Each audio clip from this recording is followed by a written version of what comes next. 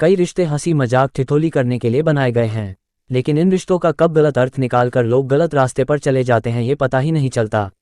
जब पता चलता है तो काफ़ी देर हो चुकी होती है। ऐसा ही एक मामला सामने आया है जिसमें एक 22 वर्षीय युवती 45 वर्ष के रिश्ते के जीजा के साथ फंसी हुई है। जीजा साली का रिश्ता हंसी ठिठोली तब तो ठीक है, लेकिन ये जब अंतरंग हो जाता है तो कई रिश्ते ताक पर आ जाते हैं। रिश्तों में दरार पड़ते देर नहीं लगती। इन दिनों एक साली अपने जीजा से पीछा छुड़ाने का उपाय ढूंढ रही है। 45 वर्ष का जीजा अपनी 22 वर्ष की साली को छोड़ना नहीं चाहता। कॉलेज में पढ़ने वाली 22 वर्षीय एक युवती का कहना है उसके बहन की शादी को 5 वर्ष बीत चुके हैं। शादी के बाद जीजा से मुलाकात हुई, दोनों एक दूसरे के करीब आ गए, लेकिन आज हालत यह है कि जीजा उसका पीछा छोड़ने के लिए तैयार नहीं है। ऐसे में अब लगता है कि बसा बसाया घर बिखर जाएगा। बताया जाता है कि कॉलेज की परीक्षा के लिए अपने बहन के घर आई हुई थी।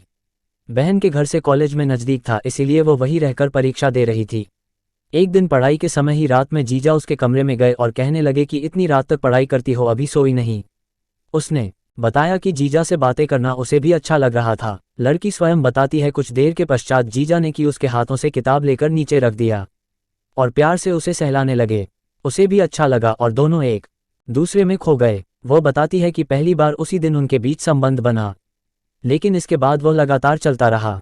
वो अपनी बहन के खाने में नींद की गोली मिलाकर दोनों मजे करने लगे। आप कहना है कि जीजा उसका साथ छोड़ने को तैयार नहीं है, तरह तरह से धमकी देकर मिलने को बुलाता है।